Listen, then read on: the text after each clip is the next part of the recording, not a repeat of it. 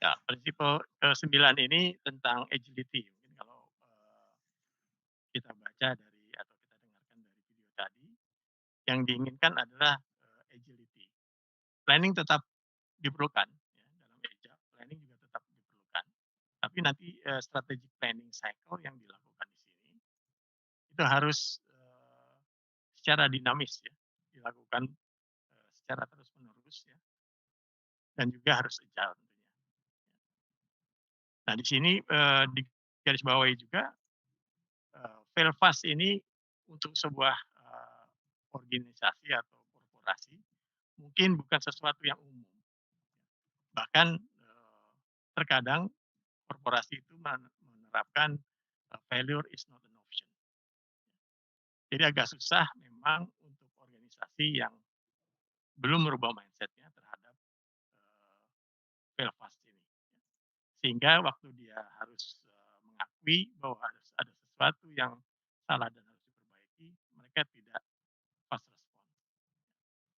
Kemudian keyword lainnya adalah safe to fail. Ya. Safe to fail itu artinya kita harus bisa memberikan environment di mana kesalahan yang akan dilakukan itu tetap terukur. Ya, jadi antara membuat kesalahan dengan responsibility itu harus balance. Baik, prinsipal yang terakhir, prinsipal ke-10.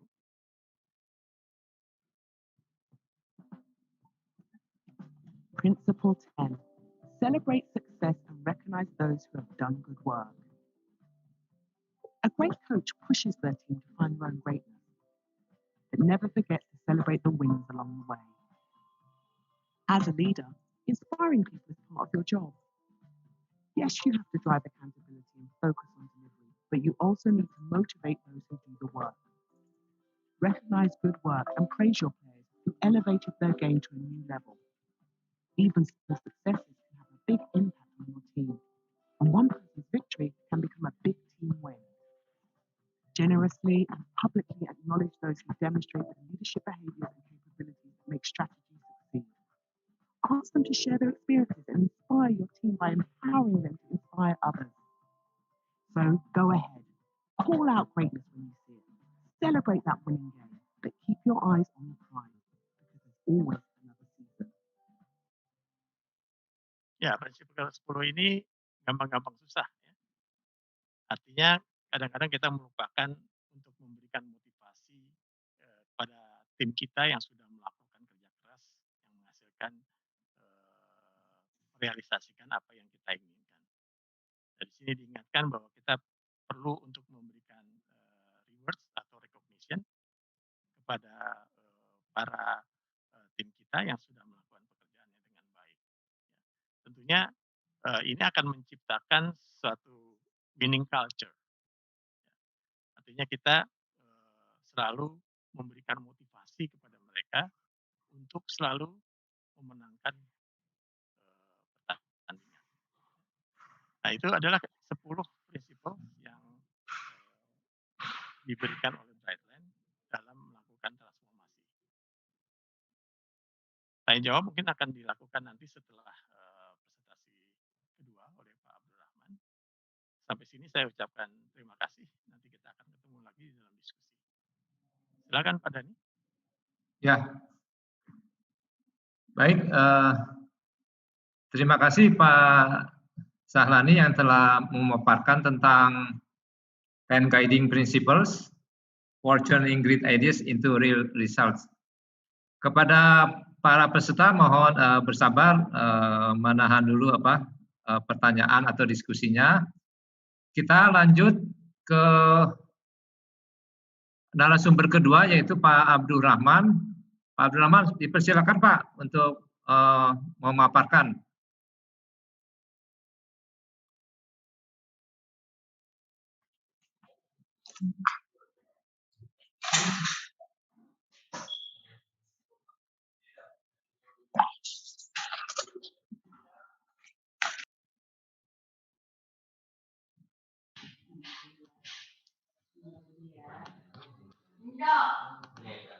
Baik, terima kasih Pak Dhani, Pak Sahlani. Apa yang disampaikan oleh Pak Sahlani tadi sangat menarik mengenai prinsip-prinsip yang bisa menjadi guidance dalam melakukan transformasi digital ya. Nah, pada kesempatan pagi hari ini saya ingin melengkapi ya apa yang disampaikan oleh Pak Sahlani, bagaimana kita memanage atau mengelola transformasi digital dengan sukses ya. Ada beberapa hal yang akan saya sampaikan pada diskusi kita pada pagi hari ini adalah kita harus menemukan kira-kira tantangan dalam transformasi digital itu apa saja. Ya.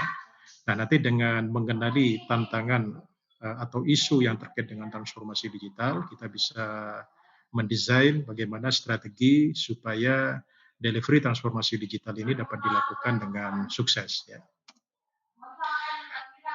Saya sudah sampaikan di awal ya, bahwa semua kalangan di planet kita ini untuk saat ini meyakini ya bahwa inisiatif transformasi digital ini bisa atau meningkatkan kinerja suatu perusahaan dan juga bisa melakukan recovery ekonomi suatu negara ya. Banyak sekali berbagai program termasuk di Indonesia ya, bagaimana transformasi digital untuk masing-masing negara itu disesuaikan dengan berbagai karakteristik dan kompleksitas. Termasuk dalam suatu perusahaan juga tentunya disesuaikan dengan karakteristik dan kompleksitas bisnis model seperti apa yang akan dikembangkan. Nah, transformasi digital ini ternyata cukup banyak tantangannya ya. Kalau perusahaan-perusahaan yang startup yang memang langsung dioperasikan untuk digital company ya, saya kira isunya tidak terlalu banyak. Tetapi begitu perusahaan tradisional ya, artinya bisnis model, proses bisnisnya masih banyak dilakukan secara manual ya. Kemudian bisnis modelnya belum fully digital ya, itu begitu mau melakukan transformasi digital ya, itu ternyata hambatan, isu, challenging-nya cukup banyak ya. Saya ambil contoh misalkan di perbankan, bagi perbankan yang sudah mature atau yang tradisional begitu melakukan transformasi digital, ini tidak hanya sekedar bagaimana kita mengelaborasikan teknologi digital dengan bisnis model ya. Tetapi apa yang disampaikan oleh Pak Sahlani, bagaimana kita mengenal portfolio bisnis model existing, kita review, kita kaji, kemudian bagaimana kita melakukan transformasi pada bisnis model yang baru atau pengembangan bisnis model yang lama ya. Nah, ini cukup complicated ya. Nah, artinya apa ya? Bahwa perusahaan-perusahaan yang sudah mature atau perusahaan tradisional yang mau ke transformasi digital tentunya harus bisa menemukan berbagai isu atau challenge, kemudian bagaimana mendesain strategi transformasi digital yang tepat ya. Nah, apa yang akan saya sampaikan ini adalah bersifat umum ya, tentunya nanti harus di custom sesuai dengan kebutuhan masing-masing perusahaan ataupun negara.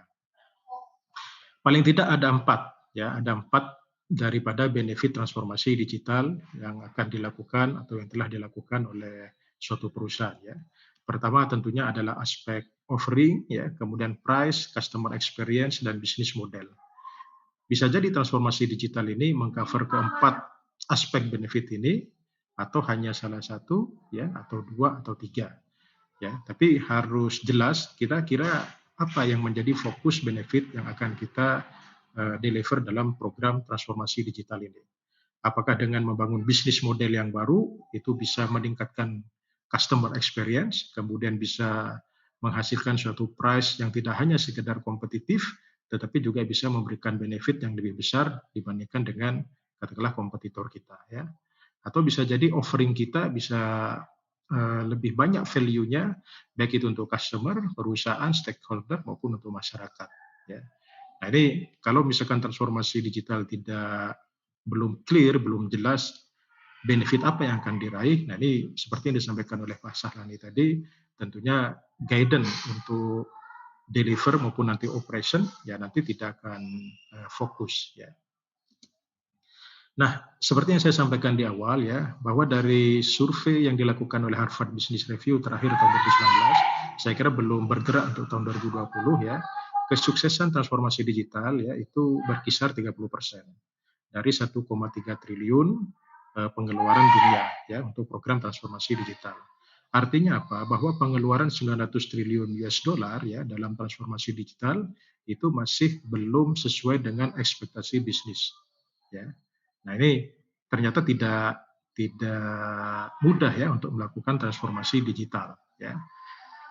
apa sih challenge dalam transformasi digital ya? Nah ini saya rangkum dari beberapa paper, paling tidak ada 9 top rank ya, ada top rank challenging issue ya, yang perlu menjadi perhatian bagi kita untuk melakukan transformasi digital ya. Yang pertama adalah tujuan transformasi digital tidak jelas ya, arahnya mau kemana tadi ya, dari 4 itu kira-kira mau seperti apa yang akan kita lakukan. Jadi pertama harus clear ya. Nah, yang kedua, strong management awareness ya, awareness management yang tinggi itu kurang dalam satu perusahaan. Jadi pertama yang harus kita raih adalah bagaimana kita bisa meraih atau mendapatkan awareness dari top management kita ya, BOD dan BOC, kemudian eksekutif level divisi katakanlah, ya, bagaimana mereka bisa memberikan awareness yang tinggi. Kalau tidak ada awareness yang tinggi, ya saya kira akan susah untuk melakukan transformasi digital. Karena ini pendekatannya lebih banyak pada top-down approach. Ya. Nah, yang ketiga adalah bisnis model. Ya. Jadi bisnis model seperti apa yang akan diaplikasikan dalam transformasi digital? Atau transformasi digital ini akan menghasilkan bisnis model seperti apa? Karena transformasi digital adalah bagaimana kita mengelaborasikan teknologi digital plus bisnis model. Jadi tidak hanya ansih berbicara teknologi digital, tetapi bagaimana bisnis model, apakah nanti membangun bisnis model baru atau melakukan enhancement dari bisnis model yang existing. Ya. Nah, ini bagaimana mengelaborasikan dari 2 aspek, dari sisi teknologi digital dan bisnis model. Nah, yang keempat, ya bisa jadi kita melakukan quick win tanpa memperhatikan inovasi teknologi yang terbaru, ya, atau emerging technology innovation atau inovasi teknologi yang muncul belakangan ini. Karena bisa jadi ya tingkat keusangan, tingkat kapabilitas daripada teknologi itu sendiri. Nah, ini nanti akan mendrive strategi pengadaannya, katakanlah strategi akuisisi teknologinya seperti apa. Apakah kita investasi ataukah OPEX ya, ataukah seperti apa ya. Nah, ini nanti akan berpengaruh terhadap hal itu. Nah, yang kelima, kadang-kadang perusahaan terlalu ambisius ya, tanpa memperhatikan kapabilitas perusahaan. Bukan berarti pesimistik ya, tetapi kita bisa memperkirakan bagaimana kalau tadi bahasa Pak Sahlani kondisi existing seperti apa, kemudian kompetensi development dalam waktu dekat, katakanlah 1 tahun ini seperti apa. Sehingga konfigurasi kompetensi company ya, kapabilitas perusahaan di sini dalam hal itu people, proses dan teknologi ya, kemudian kebijakan policy-nya seperti apa ya, untuk mendukung untuk mewujudkan kesuksesan transformasi digital ya. Nah, kapabilitas perusahaan ini tentunya harus kita ukur ya. Katakanlah nanti kita ukur bagaimana capability maturity perusahaan itu seperti apa, atau business transformation capability maturity modelnya seperti apa. Itu ada beberapa banyak model yang bisa dikembangkan oleh perusahaan sehingga bisa mengukur kapabilitas existing seperti apa, kemudian to be-nya ya, supaya transformasi digital ini sukses, itu kira-kira maturity seperti apa yang akan diraih ya. Nah, yang keenam adalah strategi manajemen project-nya. Nah, ini ya. Strategi manajemen project transformasi digital bisa jadi keliru atau tidak tepat ya. Saya kira banyak sekali strategi manajemen proyek yang bisa diadop ya, termasuk standar ataupun framework saya kira sudah banyak ya.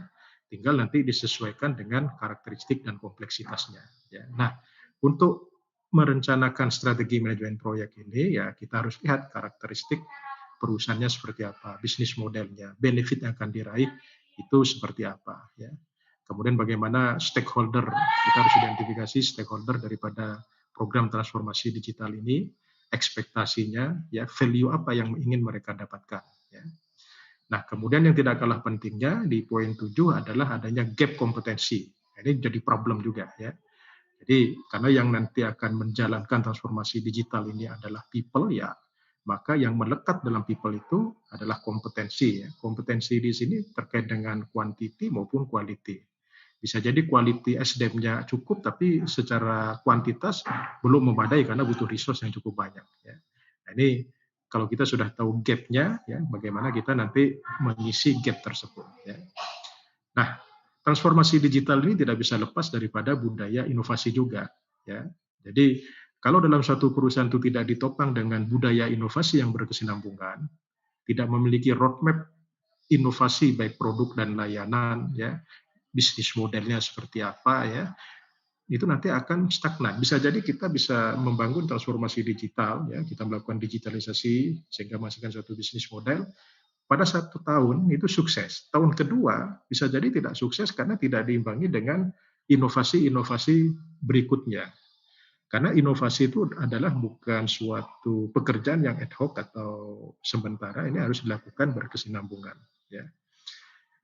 Nah, yang ke-9 ya, ini yang saya rangkum adalah salah memilih partner. Nah, ini juga jadi problem. Jadi salah memilih partner untuk melakukan transformasi digital, walaupun visi program kita bagus, tapi misalkan dalam pengadaan, misalkan kita mau berpartner, salah memilih, nah ini nanti akan mengakibatkan kegagalan dalam transformasi digital.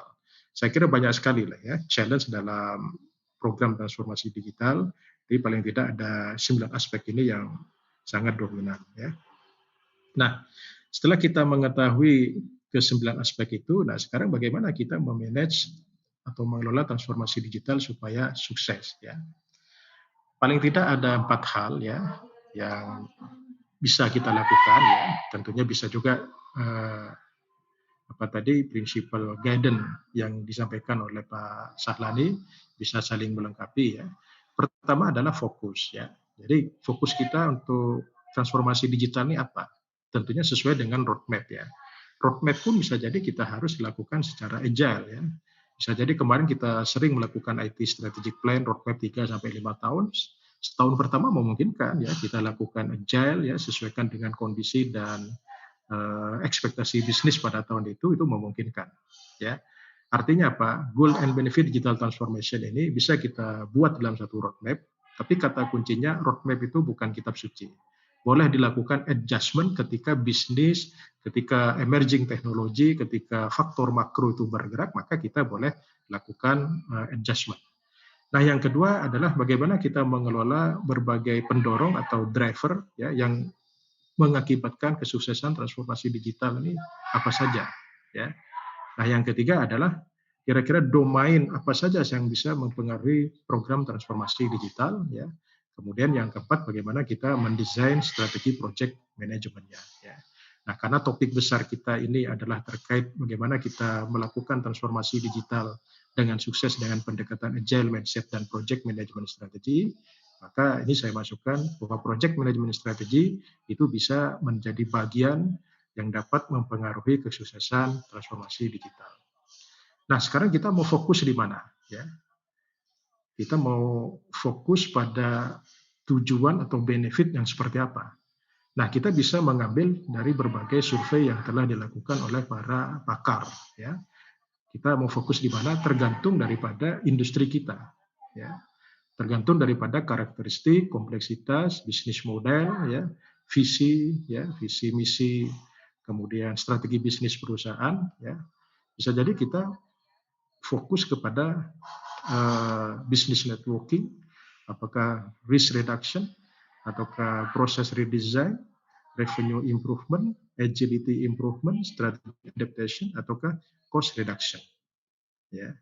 Ini sebagai contoh yang telah dilakukan survei ya oleh Profesor Paul ya dari Chexo Transform terhadap beberapa sektor industri ini ya, ternyata lebih banyak mereka top goals-nya adalah di sini ya, cost reduction, revenue improvement, agility improvement, dan strategi adaptasi ya. Jadi bagaimana meningkatkan pendapatan ya, kemudian bagaimana meningkatkan agility perusahaan ya, bagaimana strategi bisnis ini bisa beradaptasi dengan kondisi internal maupun eksternal ya. Kemudian bagaimana melakukan reduksi cost sehingga profit itu bisa lebih tinggi ya, tanpa mengurangi kesejahteraan pegawai tentunya ya. Nah, ini bisa diadop oleh perusahaan-perusahaan untuk melakukan bagaimana fokus terhadap tujuan dan benefit daripada transformasi digital.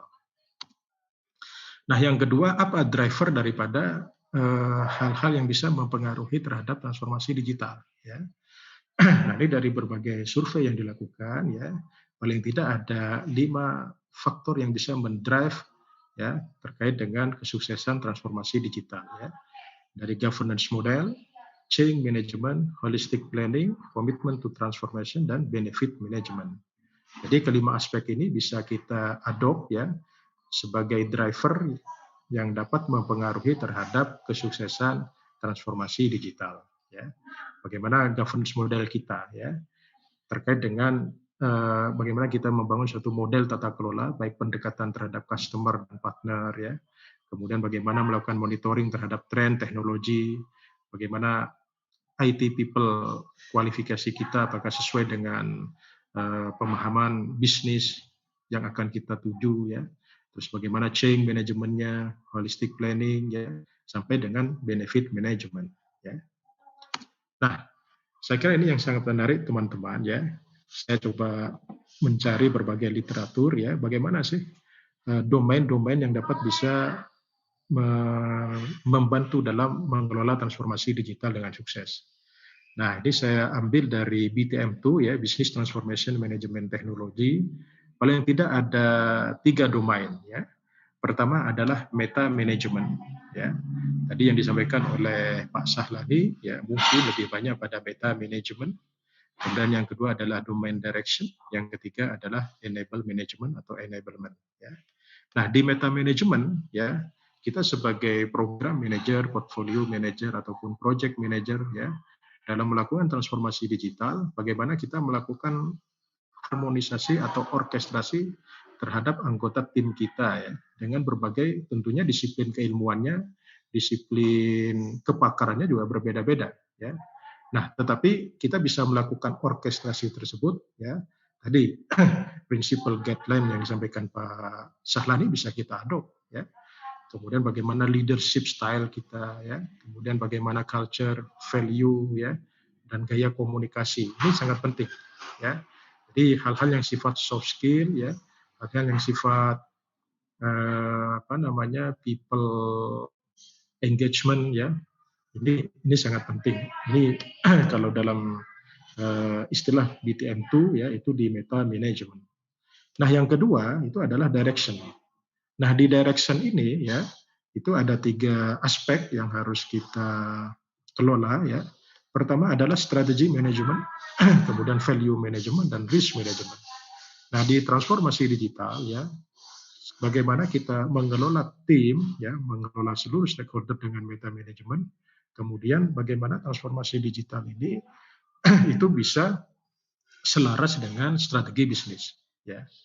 Nah, supaya ini selaras dengan strategi bisnis, maka kita harus melakukan direction paling tidak di 3 aspek, bagaimana memanage strategi ya. Nah, ini langkah-langkahnya ya. Yang kedua bagaimana mengelola value yang akan dicapai. Nah, yang ketiga tentunya namanya transformasi digital itu tidak bisa lepas daripada pengelolaan risiko ya. Nah, pengelolaan risiko ini adalah untuk memastikan ya bahwa aspek-aspek atau pakem-pakem yang telah kita tetapkan ya itu bisa on the track sehingga kita bisa identifikasi resikonya termasuk strategi mitigasi resikonya seperti apa ya. Artinya apa? Bahwa disiplin keilmuan tim daripada program transformasi digital di samping memahami strategi manajemen ya harus ada juga yang mengerti atau memahami risk management ya. Nah, berikutnya adalah enable management. Jadi untuk mewujudkan direction ini ya tentunya kita membutuhkan apa saja sih yang bisa menjadi enabler supaya transformasi digital ini terwujud ya.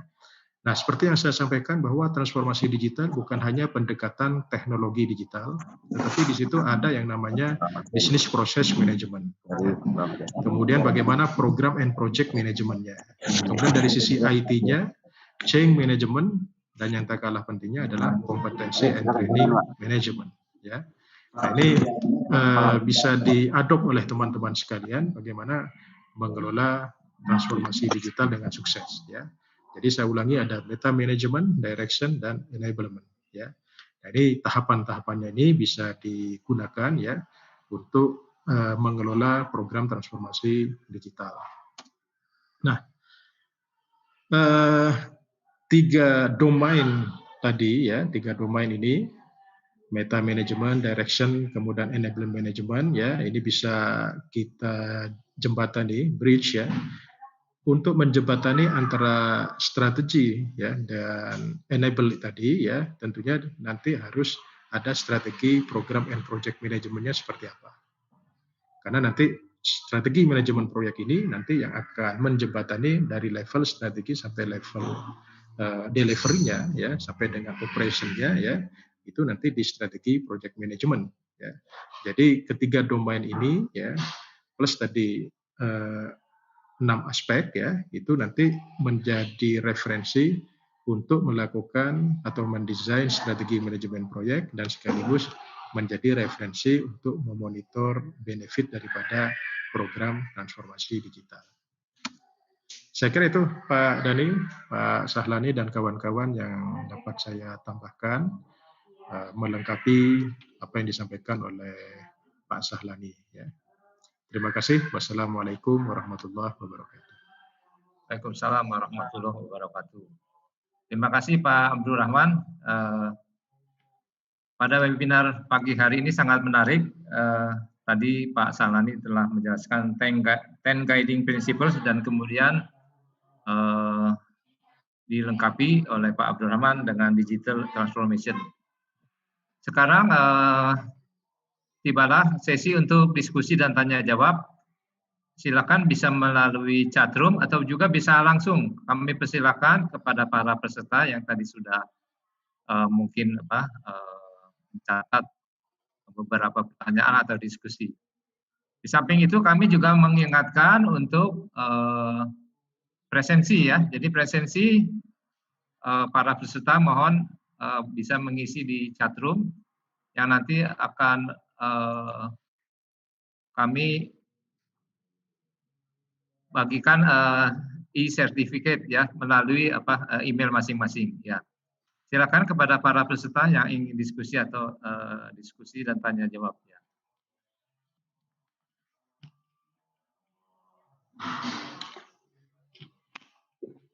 Saya boleh nanya nggak?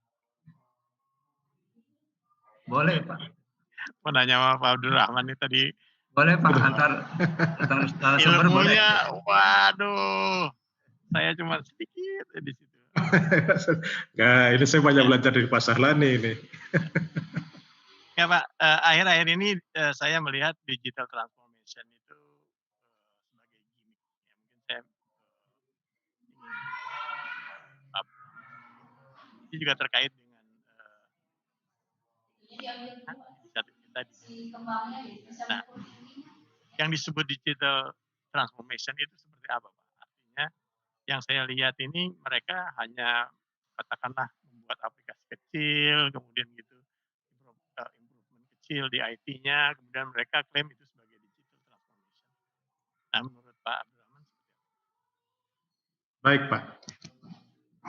Terima kasih Pak Sahlani. Jadi yang dinamakan dengan transformasi digital ya, ini berdasarkan common definition para pakar transformasi digital Pak ya, adalah bagaimana kita mengelaborasikan antara teknologi digital dan bisnis model untuk meningkatkan kinerja suatu perusahaan. Ya. Nah, teknologi digital ini juga disepakati. Jadi yang dinamakan dengan teknologi digital dalam transformasi digital ini adalah emerging technology. Nah, emerging technology dalam transformasi digital itu ada beberapa ya.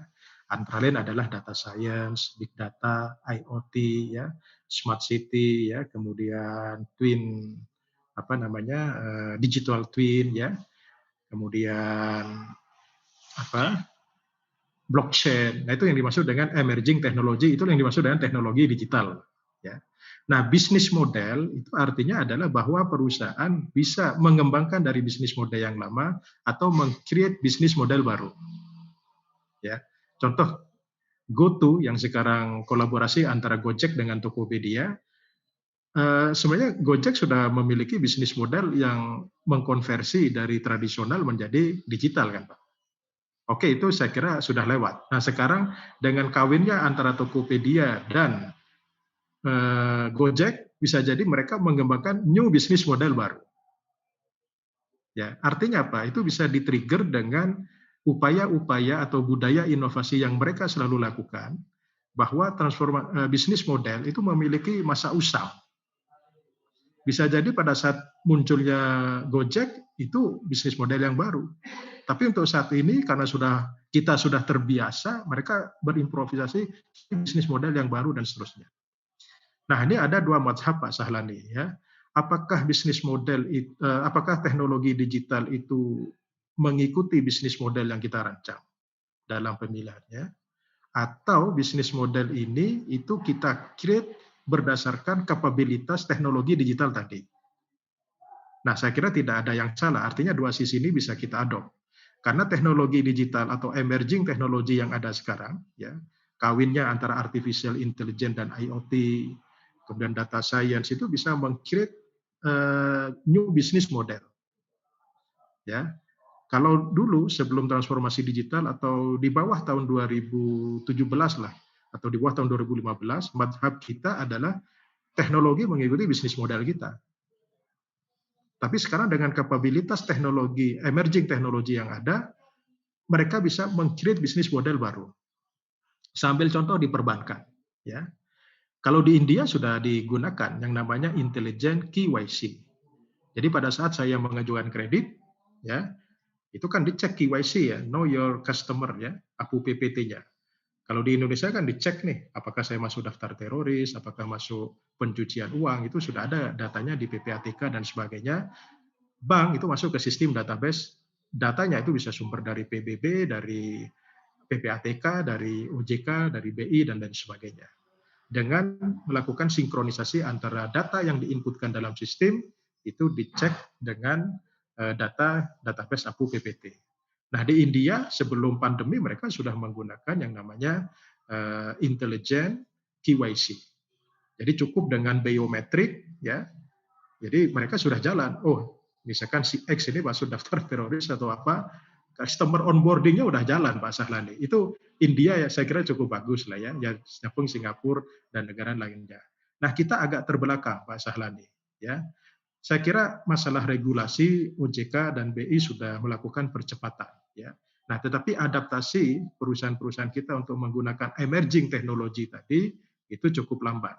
Apa yang terjadi di Indonesia, customer onboarding-nya masih setengah-setengah, belum fully. Jadi begitu saya daftar, katakanlah saya mau jadi nasabah, ya itu KYC-nya ngeceknya lihat di data, atau paling tidak dengan voice call, di telepon, klarifikasi apakah ini Pak Abdurrahman dan sebagainya, lihat di iktp. Nah, data yang hilang kemarin yang menjadi isu kita bersama, kan kita diskusi di DTGA ya, kalau misalkan multi-factor authentication-nya jalan, tidak hanya berdasarkan profil yang Pak Sahlani katakan nama dan ibu kandung itu kan sudah basi lah Pak ya. Kalau sekarang nama dan ibu kandung saya aja udah tersebar di mana-mana. Jadi kalau itu diambil, autentikasinya udah hilang. Tapi kalau dengan multifaktor tadi, dengan biometrik, dengan intelijen itu udah jalan, nah itu akan smooth Pak. Gitu.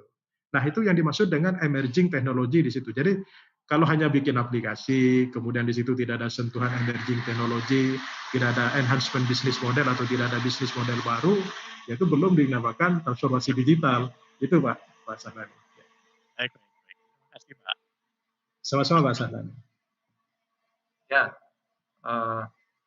menarik sekali tadi pertanyaan dan diskusi tentang apa itu digital transformation dari Pak Sahlani dan Pak Abdurrahman. Silakan kepada peserta lainnya.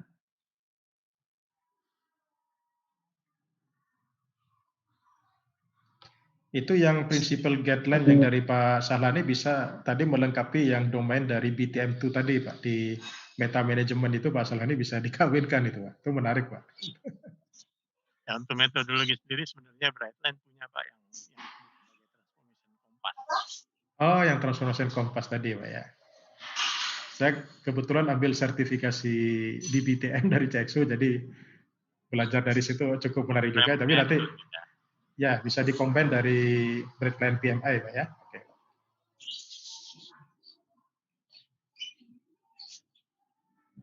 Ya, silakan ibu-ibu dan bapak-bapak peserta lainnya. Boleh saya tanya Pak Dani? Ya, Pak Heru Purwanto. Ya. Silakan Pak. Assalamualaikum Pak Abdurrahman, sehat? Ya, waalaikumsalam warahmatullahi wabarakatuh Pak Heri. Apa kabar Pak? Alhamdulillah Pak. Saya sangat tertarik dengan tema yang hari ini sedang diangkat tentang digital transformation. Ada beberapa hal yang ingin saya tanyakan Pak. Yang pertama adalah tadi untuk mengimplementasikan digital transformation pada sebuah organisasi, tadi dibutuhkan bridging-nya Pak ya. Kalau Bapak tadi mengusulkan PMI, kalau nggak salah saya tangkap. Betul ya Pak ya? Program project manajemennya Pak ya. Oh, ke Pak Sahlan ya? Tidak harus. Nggak, di tempat Bapak tadi ada yang bridging 2 itu.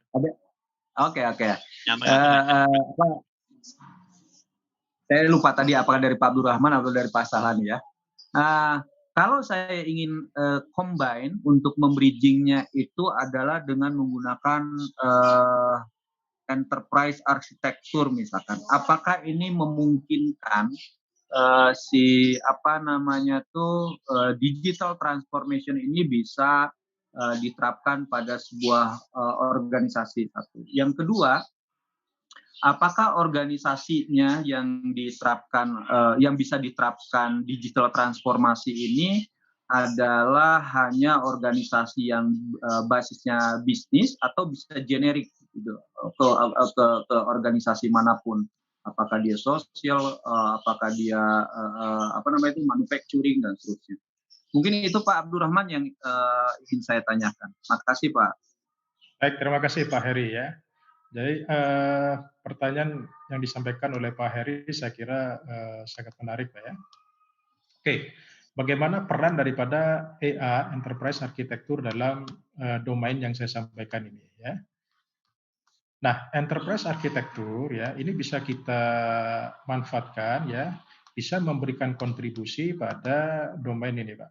Nah ini, jadi ada beberapa domain yang bisa dibantu dengan enterprise architecture ya, katakanlah business process management ya, kemudian terkait dengan value management ya. EA ya itu sebagai metodologi untuk mendetailkan ya dari aspek misalkan value management, kemudian business process management ya, ataupun nanti di change management. Ya, jadi dalam mengembangkan ini itu boleh kita dengan multidisiplin keilmuan, dengan multidisiplin framework atau metodologi itu sangat memungkinkan ya. Bahkan saya sedang riset bagaimana peran GRC, Governance, Risk and Compliance dalam pengembangan prinsipal performance ya dalam transformasi digital. Jadi ini tidak baku Pak Heri ya, tidak baku. Nah, pada saat kita menggunakan berbagai standar ya untuk mendetailkan atau bagaimana posisinya ya itu kita bisa dari domain atau aspek yang terkait ya. Nah, bridging di sini artinya dari aspek yang ada di sini ya antara meta management, direction dan enable management apa yang membridge ya. Nah, dalam BTM2 dalam Business Transformation Management Technology karena tadi seperti konsep Pak Sahlani from idea to real ya, from idea to real realization ya, itu kan tentunya dengan disiplin ilmu program and project management. Nah, kemudian disiplinnya apakah menggunakan PMBOK dari PMI, ataukah nanti menggunakan Prince2, ataukah menggunakan framework yang lain, ataukah hybrid ya, itu silahkan mengenai strategi project management. Ini tergantung daripada karakteristik, kompleksitas, dan benefit yang akan dicapai. Jadi strategi project management saya kira tidak kaku ya, artinya tentunya disesuaikan dengan kondisi as is perusahaan dan to be itu dalam lingkup benefit atau value yang akan dicapai. Nah, yang kedua, namanya transformasi digital ini kan harus menciptakan suatu benefit sesuai dengan value management yang telah kita rumuskan tadi. Nah, ini begitu operation ya, maka harus dimonitoring benefitnya. Nah, ini boleh per fase ya. Contoh misalkan kita proyeknya 1 tahun, kemudian dioperasikan. Nah, dalam 1 tahun ini apa benefit yang akan kita capai? Ya, value untuk customer, value untuk corporate, value untuk stakeholder, value untuk society apa? Nah, apakah itu tercapai atau tidak? Ada ukuran kuantitatif, ada ukuran kualitatif yang bisa kita define di awal, itu menjadi referensi dalam benefit monitoring. Ya. Nah, bridging di sini boleh Bapak mengembangkan, misalkan Bapak sedang riset itu bagaimana sih strategi project management yang tepat ya, katakanlah dengan framework BTM2 ini seperti apa ya. Nah, ini tentunya tergantung. Nah, mengenai perusahaan ya, apakah transformasi digital ini hanya dapat diterapkan kepada perusahaan-perusahaan yang di situ di dalamnya melekat penggunaan IT ya? Tidak ya. Artinya yang sekarang manual kemudian dilakukan transformasi digital sangat memungkinkan ya. Kemudian di sektor industri apa saja bebas Pak, mau di manufaktur, mau di logistik, services, bahkan termasuk sekarang ini Pak, saya amati itu transformasi digital, katakanlah yang bentuk fisiknya adalah e-commerce, itu sekarang tidak hanya barang yang di-deliver, tetapi knowledge ya, pengetahuan dalam bentuk training ya. Sekarang kita lihat banyak sekali lembaga-lembaga sertifikasi internasional ya, itu self study online 100%, kita belajar, ujian sebagainya. Mereka sudah melakukan transformasi digital untuk pendidikan ataupun training ya. MIT dan Harvard sekarang menjual berbagai modul ya. Jadi kalau dulu kita kalau mau kuliah di Harvard katakanlah harus menjadi student body, bagian daripada student body, sekarang kita hanya ngambil modul-modul tertentu sangat memungkinkan. Ya, Harvard kerjasama dengan Emeritus, dengan Getmaster dan lain sebagainya, Coursera ya, itu silahkan. Nah itu transformasi digital di pendidikan, ya. Nah ini sangat menarik Pak, ya sangat menarik. Kalau menurut saya sekarang yang bisa dijual dengan online itu adalah consumer good, ya, physical good, plus taxid good atau knowledge kita ini, ya, itu sekarang sudah sangat marak. Nah ini bisa mendrive ya, saya ambil contoh kemarin saya diskusi mengenai transformasi digital pendidikan. Apakah di Indonesia seperti ITB, UI, dan lain-lainnya, SMIK Bandung, kan kita memungkinkan ya mata kuliah yang disampaikan pada dosen itu bisa kita share atau kita jual kepada yang non mahasiswa, sama seperti dilakukan oleh MIT, Harvard, dan lain sebagainya.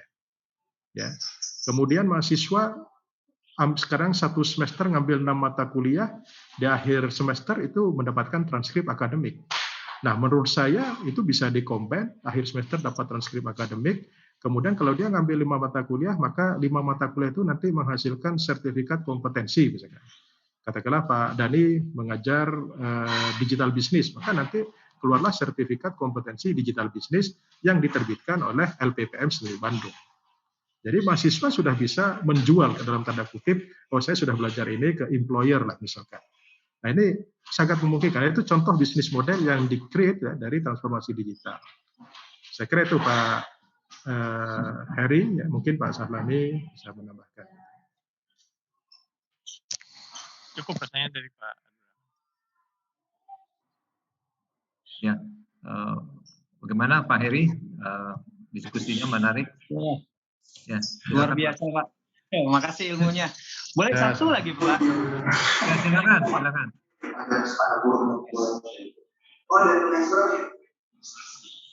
Halo. Ya. Boleh satu lagi Pak? Boleh ya. Pak ini. Pak Ibra ya. Pak Ibra juga sudah siap saya lihat. Atau Pak Andre. Ya. Silakan Pak Heri Pak. Oke, baik. Tadi Pak Abdurrahman menyatakan bahwa memang di beberapa literatur yang saya baca juga tentang digital transformation ini yang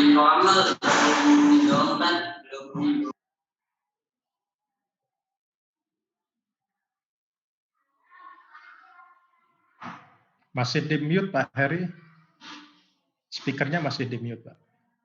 Ya. Bentar Pak. Maaf ini saya tidak sedang menggunakan laptop Pak. Saya menggunakan handphone karena perjalanan. Baik Pak, apakah sudah kedengaran Pak? Sudah ya. Oke, baik.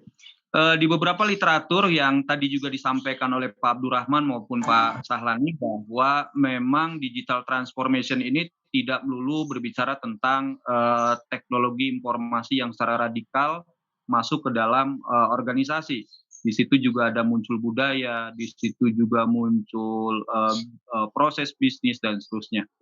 Nah, kira-kira Pak, menurut Bapak, ketika kita akan menerapkan digital transformation pada sebuah organisasi, dimensi mana sih Pak yang paling paling top lah, atau paling tinggi atau paling krusial memengaruhi sukses dan tidaknya digital transformasi ini diterapkan. Mungkin itu Pak yang saya ingin dapat pemahaman. Makasih Pak. Mungkin Pak Salani mau jawab duluan. Seperti yang tadi saya sampaikan, aspek yang dipropos oleh Brightline. Brightline melihat bahwa parameter utama dalam keberhasilan transformasi itu adalah people. Jadi di situ selain guiding principle, Brightline juga mengeluarkan apa yang disebut sebagai people manifesto. Karena pada intinya transformasi itu yang terlibat adalah manusia-manusia yang ada di dalam organisasi tersebut. Dan merekalah yang merealisasikan ide yang ada. Jadi challenging utama dalam melakukan transformasi adalah bagaimana kita bisa melakukan engagement terhadap people. Tentunya di situ tadi di dalam manifesto ada empat hal yang ditonjolkan, yaitu yang pertama adalah leadership. Leadership ini sangat penting, di mana seperti yang tadi bahwa transformasi pada intinya adalah top down. Jadi direction dari atas ke bawah itu harus jelas. Ya, leadership tentunya ini menjadi sesuatu yang sangat krusial. Selain tiga lainnya seperti collaboration, culture, dan motivation orang-orang yang ada di dalamnya. Saya pikir itu Pak. Mungkin Pak Abraham bisa. Terima kasih Pak Salani. Ya, nah ini ada dua sisi Pak Heri ya. Untuk perusahaan yang sudah mature atau traditional company, artinya dia sudah eksis, kemudian dia belum fully digitally ya, maka hal apa saja atau aspek apa saja yang penting ya terkait dengan yang mempengaruhi terhadap kesuksesan transformasi digital tadi ya. Nah, seperti yang saya sampaikan tadi adalah direction. Artinya top down, Pak. Ya, karena ini pendekatannya top down ya. Karena transformasi digital ini pertama budgetnya juga cukup besar. Yang kedua ada bisnis model yang akan mempengaruhi tidak hanya terhadap generate revenue ataupun profit, tetapi di situ akan mempengaruhi culture ya. Nah, maka direction atau strong awareness dari top management itu penting. Ya, itu untuk yang mature company ya. Nah, nanti kalau itu sudah jalan ya tinggal nanti diterjemahkan dan seterusnya. Nah, kalau yang startup company ya karena dia sudah ingin mendeklar sebagai perusahaan digital, ya dia sudah tinggal jalan aja, Pak. Artinya tidak ada beberapa aspek yang mempengaruhi terhadap kegagalan. Jadi nanti Pak Heri harus dipisahkan. Ada yang traditional company atau dia mature, ada yang startup. Kalau startup nggak ada isu, ya, karena dia ingin mendeklar bahwa ya contoh bank apa yang punya Gojek, Bank Jago, gitu. Ya Bank Jago ingin mendeklar sebagai bank digital. Sehingga dia bisnis model, proses bisnisnya sudah digitali gitu Pak. Ya.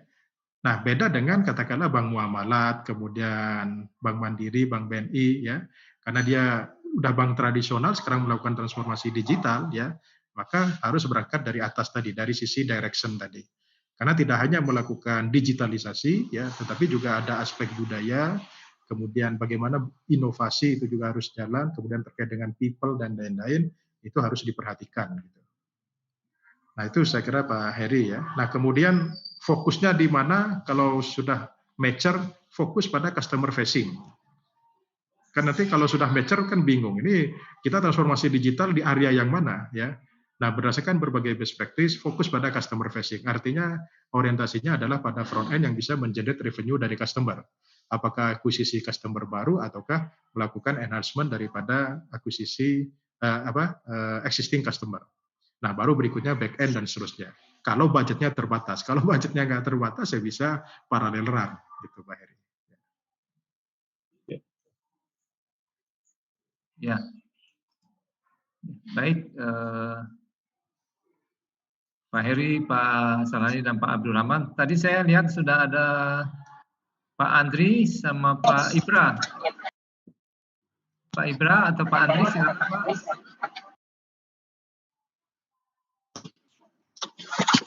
Itu boleh yang lain? Boleh nanya Pak Abdul Rahman Sarani, saya Bukti Darmawan. Apa kabar Pak Buce? Alhamdulillah baik, terima kasih banyak kesempatannya Pak Dhani sama Pak Rahman sama Pak Sarani. Ya, saya mau nanya Pak, bagus tuh yang konsepnya dari Brightline yang Principal Guidance sama Pak Abdul Rahman tuh bagus. Malah itu benar-benar kalau bisa diterapin di Indonesia, mudah-mudahan perusahaan yang tradisional ini bisa benar-benar bisa berlari cepat untuk bisa mendapatkan benefitnya lebih baik lagi. Nah ini Pak, saya mau tanya Pak, selain manajemen awareness, bentuk apa lagi ya Pak ya yang membuat transformasi digital di perusahaan baik tradisional maupun startup bisa dijalankan dengan mulus Pak? Karena kan karakteristik budaya di Indonesia itu Pak, apalagi kalau misalkan manajemennya manajemen yang senior, BOD-nya senior dan senior juga orangnya, kadang-kadang suka mengecilkan peran atau menafikan atau ya meremehkan transformasi digital. Nah, ini ada pengalaman saya sendiri Pak. Direktur utamanya bilang, nggak usah pakai transformasi digital kok. Kita tinggal elektronifikasi, digitalisasi sudah cukup kok. Nasabah kita cukup banyak. Seperti itu. Oke. Oh mohon maaf Pak, videonya kelihatan ya. Oke. Jadi BOD-nya sendiri malah tidak mau menjalankan transformasi digital karena mereka menyepelekan. Kita cukup kok dengan elektronifikasi ini yang tradisional ya Pak. Elektronifikasi, digitalisasi sudah cukup kok. Kita nggak mau bisnis model baru, nggak mau transformasi digital secara full. Karena mereka beranggapan, BOD-nya beranggapan, saya sudah cukup kok, nasabah saya basisnya sudah cukup banyak. Nah, gimana caranya ya Pak ya, meyakinkan mereka, kalau mereka sudah aware gitu, tapi mereka belum memberikan support full komitmen. Mungkin komitmennya ya oke, tinggal tanda tangan, jalankan project. Tapi nanti pas di akhirnya, benefit monitoringnya pas mereka jalankan, loh kok nggak sesuai dengan kenyataannya? Lah padahal di awal BOD-nya sendiri udah nggak memberikan full support yang baik. Nah, gimana menghadapi kondisi seperti itu, Pak Abdul Rahman? Apakah bisa juga diterapin yang tadi principal guidance maupun yang tadi Pak Abdul Rahman sampaikan bentuk yang bagus tuh modelnya. Terima kasih banyak Pak Abdul Rahman dan Pak Sarani. Silakan Pak Abdul Rahman. Mungkin dari senior saya dulu. Pak Sarani, silakan Pak Sarani. Pak Abdul Rahman yang harusnya menjawab.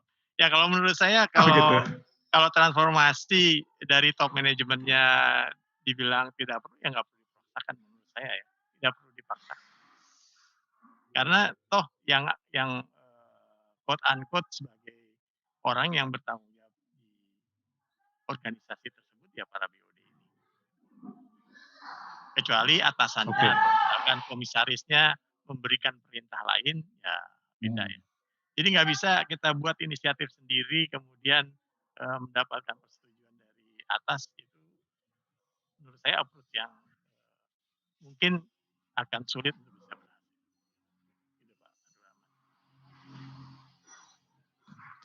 Gitu, Pak. Oke, mungkin saya menambahkan Pak Salhani ya. Baik Mas Buce ya, ini pertanyaan Mas Buce saya kira sangat menarik. Ini tidak berbicara teknis tapi sudah berbicara pada bisnis strategi ya. Oke, kemarin saya menghadapi beberapa klien yang hal itu ya. Alhamdulillah yang satu kliennya memang di root-nya itu memiliki strong awareness malah Pak Sahlani. Justru di root-nya yang mau. Di root-nya pingin cepat plek. Ya, karena di root-nya pernah mengikuti suatu workshop, kemudian tertarik, wah ini bisa dilakukan. Atau yang kedua di root-nya memang agile ya. Konsepnya Pak Meko yang memiliki agility mindset, bagaimana kita mau tidak mau karena kita adalah traditional company, kalau mau bertahan dan selalu meningkat maka harus melakukan transformasi digital. Nah sekarang bagaimana kalau BOD atau di root ya, mereka masih di comfort zone ya, mereka sudah nyaman dengan bisnis yang ada ya, kemudian pendapatannya juga aman-aman aja, tidak terganggu, ngapain lagi melakukan transformasi digital ya. Seperti yang disampaikan Pak Salim ya nggak perlu ya. Nah tetapi kalau stafnya anak-anak muda, wah ini kita bisa meningkat nih ya, gergetan ini. Kok ini kalau ya contoh lah Mas Buce, BPD lah ya, Bank Pembangunan Daerah. Kondisi sekarang pandemi Pak COVID Pak Sahlani, mereka masih untung. Karena apa? Karena captive marketnya adalah Pemda, ASN. Yang bangkrutnya itu peluangnya sangat kecil, kecuali negara bangkrut atau Pemda bangkrut. Nah sekarang captive marketnya mereka, lah bank-bank yang kecil menengah, bank swasta, itu sekarang ngos-ngosan. NPL-nya tinggi, nggak punya likuiditas, dan lain sebagainya, karena captive marketnya terpengaruh oleh COVID-19. Nah BPD, mau COVID-nya 10 tahun, selama tidak bangkrut, no problem. Karena captive market mereka 95% adalah Pemda, ASN, dan sebagainya, kemudian proyek-proyek nasional yang di daerah. Ya, itu kondisinya. Nah, tetapi itu kan tidak bisa diam. Ya, di dunia ini kan fana semuanya, tidak ada yang abadi. Ya, tidak ada yang abadi. Oke, sekarang mereka punya captive market. Kalau Tuhan memiliki kehendak lain, itu bisa yang lain. Artinya apa? Agility mindset harus dilakukan. Nah, apa yang bisa kita lakukan untuk meyakinkan BOD katakanlah di root? Nah, dalam teori disruption, ya, yang perlu di-disrupt itu adalah internal dulu. Siapa? BOD, stakeholder internal. Bagaimana cara mendisrupt? Ya, bagaimana mendisrupt direktur utama BOD dan sebagainya. Ini salah satu cara Pak Buca ya. Pertama adalah kita buatkan yang namanya business case. Ya, atau kalau dalam perbankan itu stress test lah Mas Buca. Oke, sekarang kita lakukan stress test, risiko kredit, risiko pasar, ini kan sama risiko operasional, ini kan sangat berpengaruh oleh kondisi faktor makro sekarang. Nah, teman-teman harus ngerti ilmu risk management. Ya, jadi tidak hanya dengan pendekatan teknis, kalau nggak pakai transformasi digital akan seperti ini. Tapi kalau kita buatkan business case dengan stress test, ini kalau kondisi Pemda, nah sekarang kan Pemda, ya itu kan juga melakukan transformasi digital. Sebelum COVID kan Jokowi sudah melakukan transformasi digital pegawai negeri. Hanya agak lamban aja karena COVID dan sebagainya. Kalau itu terjadi, maka perampingan pegawai negeri akan banyak. Pengangguran akan banyak, apa yang terjadi? NPL yang captive market tadi akan tinggi. Ya, yang kedua,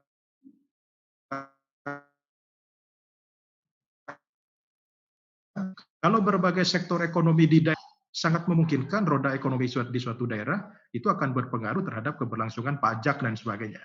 Kan kita hidup dari pajak membiayai negara ini. Ya. Nah itu contoh stress testnya Mas Buca. Jadi kita bisa menyusun use case atau business case ya dengan stress test tadi. Nah manajemen ya itu biasanya terbiasa dengan bahasa seperti itu. Nah ini memang tidak cukup satu kali pertemuan pengalaman saya ya. Ini memang ya mungkin minimal 3 kali pertemuan lah, 3 kali pertemuan kita mendisrupt mereka ya sehingga agility mindset-nya muncul. Nah baru mereka aware. Memang transformasi digital ini bukan satu-satunya malaikat ya untuk melakukan recovery ekonomi dan recovery bisnis. Ya, nggak tahu nanti setelah ini mungkin ada spiritual transformasi itu apa bahasa berikutnya kita nggak tahu ya. Orang sudah capek dengan digital, akhirnya muncullah spiritual transformation bisa jadi. Ini bukan satu-satunya malaikat yang bisa mendongkrak atau meningkatkan recovery ekonomi suatu perusahaan atau suatu negara. Ya. Yang perlu digarisbawahi Mas Buca, di dunia ini tidak ada yang abadi. Semuanya fana, tinggal kita agile mindset. Saya kira itu Mas Buca. Baik, terima kasih Pak Abdul Rahman, Pak Sahlani, dan Pak Buce. Silakan Pak Andri. Ya. Sudah siap sih, saya lihat. Terima kasih Pak Dani. Terima Ya. kasih guru kita nih Pak Abdul Rahman, Pak Sahlani yang sudah mencerahkan di pagi ini Pak. Tadi ada beberapa pertanyaan yang sudah ditanyakan oleh pertanyaan sebelumnya. Saya cuma pengen cerita Pak. Kalau tadi kan Pak baca masalahnya di CEO atau di BOD-nya yang sudah bergerak untuk implementasi transformasi digital. Kalau saya ngerasa gini, justru di level BOD semangat, di level manajemen semangat, tapi di level operasionalnya Pak. Di level operasionalnya itu operasional ya. Kalau ada transformasi digital, berarti marketnya percaya. Nah, strategi kita bagaimana menghadapi situasi di level operasional yang tidak kondusif ketika kita ingin menerapkan atau mengimplementasikan transformasi digital ini, Pak. Terima kasih, Pak. Ya. Silakan Pak Sahlani.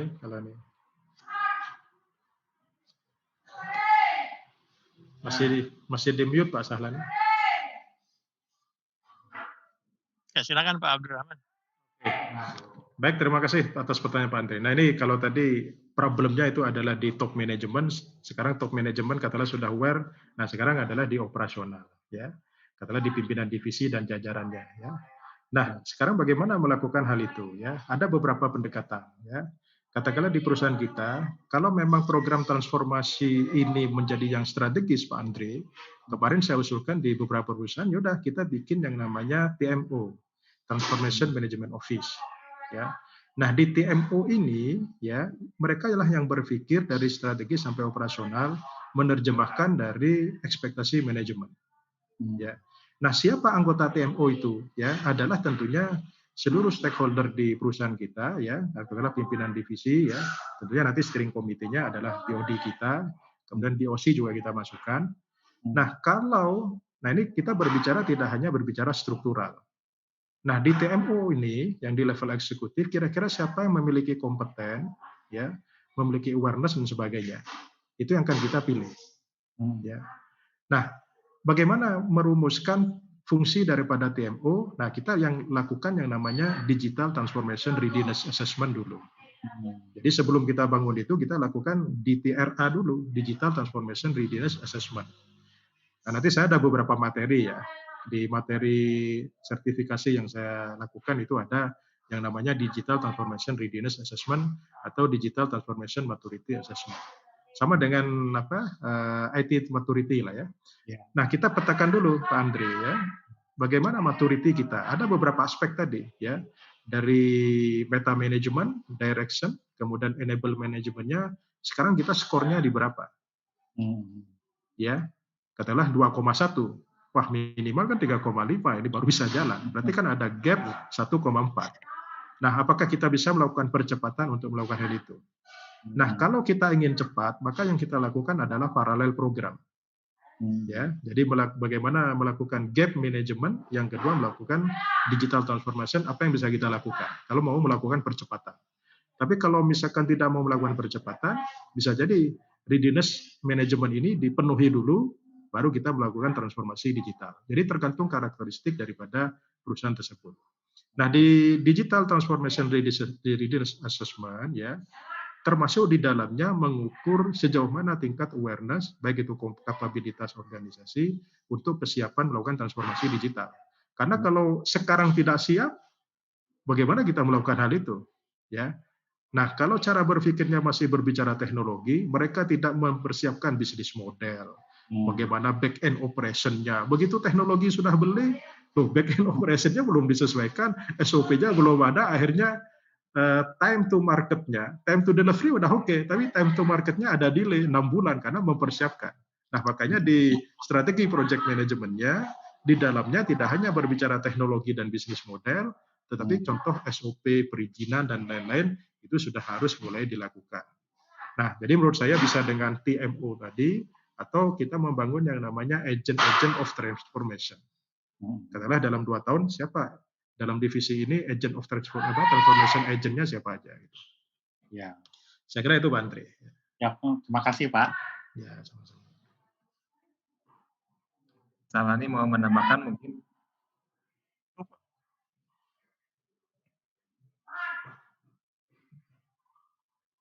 Cukup Pak, jelas sekali pembahasan dari Pak Abdurrahman. Ya, baik Pak Andri Firmansyah, terima kasih atas pertanyaannya juga. Kepada peserta yang lain, masih ada waktu sekitar 5 menit untuk diskusi tanya jawab. Mungkin ada lagi. Webinar ini dihadiri oleh berbagai macam kalangan ya, mulai dari pelaku bisnis, kemudian ada mahasiswa, dosen, dan juga dari umum. Selain di Zoom, kita juga live di YouTube di STEMIC Bandung dan juga YouTube di Solmit.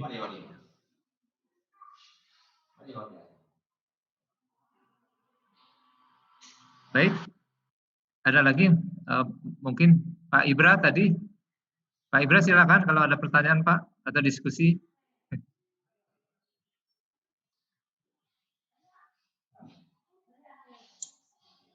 Baik Pak, dikit Pak. Ya, silakan Pak. Ya, Assalamualaikum warahmatullahi wabarakatuh. Waalaikumsalam warahmatullahi wabarakatuh. Selamat siang. Assalamualaikum Mas. Ya, Mas ini, Ibrahim. Ya, ini menarik ini Mas sebetulnya. Saya rasa secara kerangka besar ini sangat menarik dan bagus. Sebagai mungkin gini Mas ya, sebagai penggiat ya dari katakanlah transformasi digital saat ini. Nah, apakah kira-kira ya dengan melihat apa namanya framework yang ada saat ini kan sudah cukup banyak ya. Tadi diceritakan ada enterprise architecture, ada PMO. Nah, yang kita kenal juga selama dekade ini ya sangat apa namanya pembuatan atau penyusunan seperti master plan. Nah, itu kan banyak sekali ya dengan berbagai pendekatan atau metode ya yang digunakan. Nah, dengan adanya transformasi digital ini, kira-kira menurut Mas Abdul Rahman ini ada pergeseran kira-kira ya. Ya misalnya selama ini kita menyusun master plan, IT strategic plan dengan pendekatan dengan. Nah, kalau saya melihat paradigma baru di apa namanya yang dijelaskan tadi, ya ternyata berubah ya. Ada perubahan. Kalau selama ini kita ya mungkin menyusun master plan IT ya, IT master plan atau IT strategic plan, ya sebenarnya kan kita ingin transformasi menuju digital. Tapi yang kita lakukan selama ini ya boleh dikatakan itu kelihatannya sudah tradisional ya Mas ya, kalau kita lihat perkembangan sekarang. Nah, mungkin ya minta pendapat aja ya. Apa itu pendekatan harus dirubah Mas ya? Menyusun master plan itu ya pendekatannya tidak cocok lagi kalau kita yang apa yang kita lakukan saat ini misalnya pakai IE dan seterusnya. Semua itu bisa dielaborasi, tapi pendekatannya sekarang adalah pendekatan transformasi digital. Ya dengan itu tadi, karena saya lihat ada kata kunci bahwa transformasi digital itu komponen utama adalah emerging teknologi kan gitu. Nah itu yang sebelum-sebelumnya kayaknya tidak relevan lagi. Dan yang kedua adalah komponen mau tidak mau ada transformasi di sisi bisnis proses. Kelihatannya ini keharusan ya. Tadi dikatakan bahwa tidak mau berubah, ingin digitalisasi saja, kayaknya kan kurang pas ya.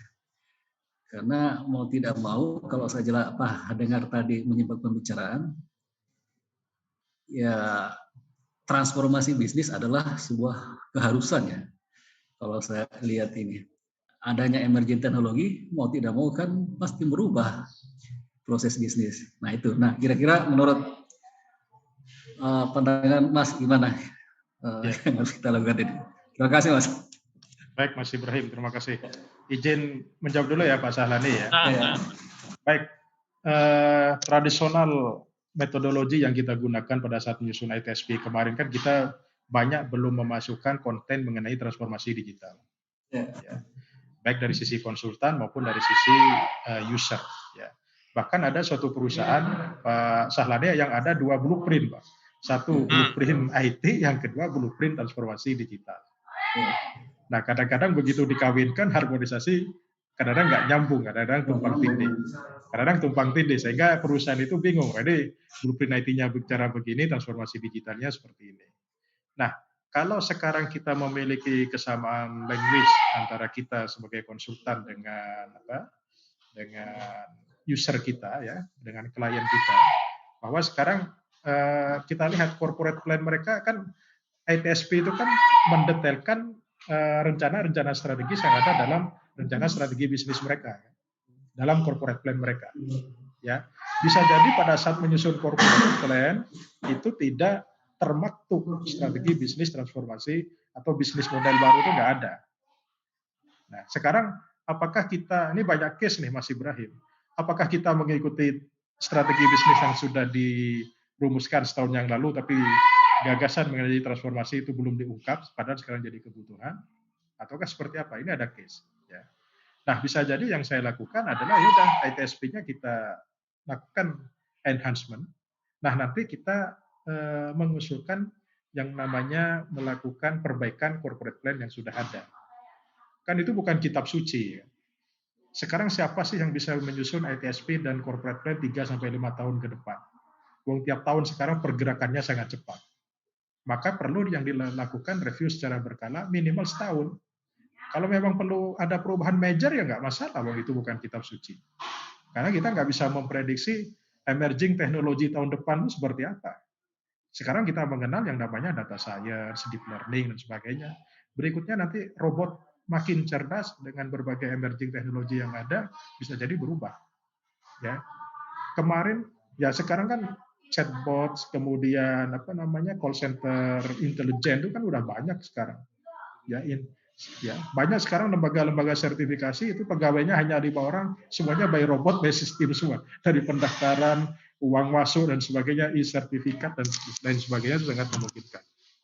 Nah, artinya apa? Kalau menurut saya, jadi perusahaan kalau daripada bikin blueprint IT, kemudian blueprint transformasi digital, kenapa tidak satu? Artinya IT strategic plan di dalamnya sudah masuk program-program transformasi digital. Nah, tidak semua konten inisiatif itu semuanya berbau emerging teknologi, ya, karena ada beberapa yang masih melakukan digitasi, ya. Jadi ada dua hal, ada digitasi, ada digitalisasi. Kalau digitalisasi itu transformasi digital, di situ ada bisnis model. Kalau digitasi itu adalah mengkonversi dari manual ke digital. Nah, itu digitasi. Ada yang memang digitasi, ada yang memang digitalisasi. Nah, nanti di domainnya itu Mas Ibrahim ya tinggal dipilah mana yang transformasi digital, di situ ada bisnis model baru, ada yang memang sifatnya digitasi. Nah, saya kira itu bisa lebih ramping bagi perusahaan daripada memiliki dua blueprint atau dua master plan tadi, Mas Ibrahim. Artinya apa? Bahwa framework metodologi yang digunakan dalam menyusun ITSP itu saya kira perlu diadaptasikan lagi gitu, ya. Perlu adaptasi lagi, ya. Ya, EA, ya, enterprise architecture dan sebagainya itu kan hanya sebagai metode, ya. Bagaimana menerjemahkan kebutuhan bisnis. Bukan berarti IT strategic plan mengikuti standar katakanlah Zaman, EA dan lain sebagainya. Mereka kan hanya tools, kan. Ya, hanya tools, hanya metode, ya. Tapi nanti konten ke dalamnya hibrid berbagai metodologi, saya kira nggak ada masalah. Nah, yang sekarang ini Pak Sahlan ini sangat menarik, karena kita nggak bisa menerjemahkan. Value bagi corporate ini apa sih transformasi digital? Value untuk customer itu apa? Value untuk masyarakat itu apa? Ya. Value untuk perusahaan itu apa? Stakeholder itu apa? Sehingga apa? Seakan-akan kita clear bahwa bisnis proses akan seperti ini sebagainya, tapi kadang-kadang kita lupa dengan value-nya. Nah, sedangkan kita di satu sisi manajemen minta tolong ukur value dan benefit-nya. Nah, kalau value-nya nggak bisa kita deskripsikan seperti apa? Nah, ini sama. Pada saat kita menyusun ITSP, di dalamnya ada program transformasi digital, value yang akan kita ciptakan itu apa? Gitu. Nah, gitu. Kadang-kadang kita kekurangan waktu, kekurangan konten, kekurangan pemahaman untuk menjelaskan secara eksplisit di situ.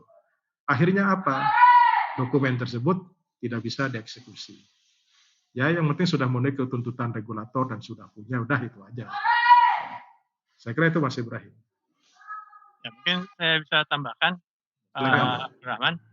Jadi Ya. alternatif lain memang dibuat dua, Pak.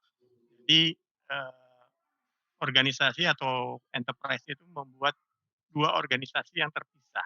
Jadi divisi terpisah antara satu divisi yang tetap menjalankan bisnis as usual dengan satu organisasi lagi yang agile, yang memerlukan speed dan diberi keleluasaan untuk berinovasi. Karena tadi fail fast itu harus safe. Jadi nggak mungkin organisasi itu untuk fail fast organisasi yang sudah besar itu fail. Makanya dibuat satu organisasi kecil atau terpisah dari organisasi induknya untuk bisa melakukan inovasi. Ini yang seperti dicontohkan di Volkswagen Pak PW ya, di mana dia membuat satu divisi SIS yang bicara tentang pembuatan mobil, dan satu divisi lain yang sama sekali tidak berbicara tentang mobil, tapi tentang mobility. Bagaimana memindahkan orang dari satu tempat ke tempat lain. Ya mungkin nanti wujudnya merupakan services atau apapun. Jadi dibuat satu divisi khusus yang bisa diberi keleluasaan untuk bisa mereka melakukan inovasi-inovasi. Jadi kalau 2 blueprint itu direcognize sebagai 2 inisiatif, itu akan bagus. Jadi tidak ada kebingungan. Jadi blueprint 1 dijalankan oleh satu divisi tertentu, blueprint kedua dilakukan oleh divisi yang lain. Itu tambahannya, Pak. Baik, terima kasih Pak Sahlani. Ya, baik. Boleh Pak. Pak Dhani boleh menambahkan. Kalau saya boleh kasih tahu ya Pak. Iya, terima kasih banyak. Bagus tuh Pak Sahlani sama Pak Abdurrahman, itu sudah dibuktikan waktu di BRI. BRI bikin 2 organisasi, itu governance model dari digital transformasinya udah jalan. Di BRI bikin untuk khusus digital division. Kalau di Bank BJB juga ada digital division. Jadi governance model untuk transformasi digital di Bank BRI sudah jalan, di Bank BJB juga sudah jalan. Jadi untuk transformasi digital, satu divisi khusus untuk fokusnya ke produk digital, inovasi, baik di BRI sama Bank BJB. Nanti setelah udah go live, udah launching, maka nanti sebagai custodiannya, operasional as is-nya, visual sehari-harinya oleh divisi IT. Itu governance modelnya. Itu aja menambahkan Pak. Baik, terima kasih Pak Uce. Ya, terima kasih Kalau Pak. boleh saya tambahkan. Silakan Pak Meko. Ya, silakan Ya. Pak. Ya, silakan. Jadi kalau mengenai di mana kita dan bagaimana cara kita melakukan transformasi digital, saya punya pandangan yang agak beda. Jadi apakah kita mau ada 4 cara kalau menurut saya. Yang pertama adalah memang membuat divisi sendiri. Contohnya yang tadi sudah disebutkan oleh Pak Sahlani, sudah disebutkan juga oleh Mas Buce gitu ya. Atau kalau mau gampang-gampangan kayak Genius. Itu cara yang pertama. Cara yang kedua adalah akuisisi. Yang lebih mudah lagi ini adalah cara akuisisi. Ini yang dilakukan sama BCA. Dia mengakuisisi bank apa gitu yang saya lupa namanya, yang kemudian dia jadikan khusus untuk digital banking. Ini akuisisi. Cara yang ketiga adalah membentuk yang seperti Pak Abdurrahman tadi bilang, membuat TMO. TMO itu adanya di bawah board gitu, atau kalau bisa bahkan lehernya CEO gitu kan. Ini cara yang ketiga. Cara yang keempat itu adalah menyebarkan agent of change di dalam organisasi. Nah, kapan kita menggunakannya? Ini tergantung dari maturity dari organisasinya sendiri. Bagaimana kesiapannya, tentunya buat saya tidak ada satu rumus yang paling benar untuk semua organisasi, tetapi tergantung dari masing-masing organisasinya. Jadi kita harus assess dulu organisasinya seperti apa, maturity-nya bagaimana, lalu kita pilih gitu. Kita nggak bisa memaksakan satu cara untuk organisasi yang berbeda-beda. Begitu aja sih. Terima kasih.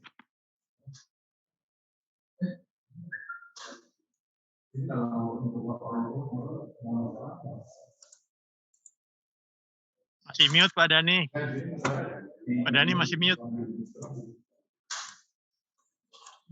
Ya, terima kasih Pak Meko atas pandangannya terhadap webinar pagi hari ini tentang digital transformation.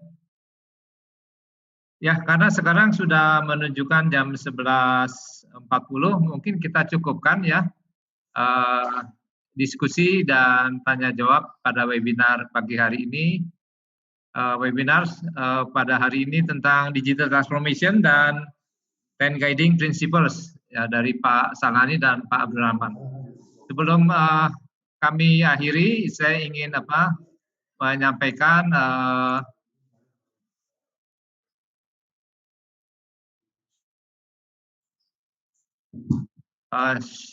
Certificate of Achievement untuk Pak Sahlani sebagai speaker. Pak Sahlani, apakah terlihat Pak di sana Pak? Terlihat. Terima kasih Pak Ya. Dhani dan Pak Abdurrahman. Ini apa? Kita berikan sertifikat untuk speaker narasumber. Ya, nanti akan kami kira. Kepada para peserta juga kami akan sampaikan sertifikat melalui email masing-masing, dan apabila mungkin belum menerima bisa menghubungi kami dengan menyebutkan nama lengkap dan juga mungkin ada gelar, dipersilakan. Sebelum kita akhiri, sekali lagi kami ucapkan terima kasih kepada seluruh peserta webinar, juga para pembicara, Pak Sahlani, Pak Abdurrahman. Kita akan bertemu lagi pada sesi-sesi berikutnya di webinar Semik Bandung dan juga Solmit Academy. Sekali lagi. Kita nggak foto keluarga dulu Pak? Oh ya, silakan Pak, foto keluarga, bagus Pak. Silakan ya, Ibu, Bapak, teman-teman ya, kameranya, videonya dihidupkan ya, silakan ya. Ya, saya juga nanti screenshot ya. Ayo silakan. Ada Pak Misbahuddin, apa kabar Pak Misbah? Kabar baik Pak, maaf sambil paralel kerja. Lagi di Makassar atau lagi di mana Pak Misbah? Di Jakarta Pak. Oh, sudah di Jakarta Pak Misbah. Silakan teman-teman, Ibu Bapak, kameranya di on ya. Itu ada Pak Gustian dari Riau ya. Ada dua ya, ini ada dua ya, dua slide ya. Saya lihat di sini ada 2 slide. Pak Denny, apa kabar Pak Denny? Alhamdulillah, kabar baik Pak. Ya, baik ya. Semuanya 1, 2, 3. Ya, ini yang slide. Kosmeko heboh ini. Nggak pakai topi kok. Kosmeko mana topinya? Nah, topi. Mantap. Pak Meko siap. Kedua ya, silakan Ibu Bapak, ini slide kedua. Mohon ya videonya di-on-kan. Slide kedua silakan. Ya. Ya, slide kedua. Bersiap-siap ya. 1, 2, 3.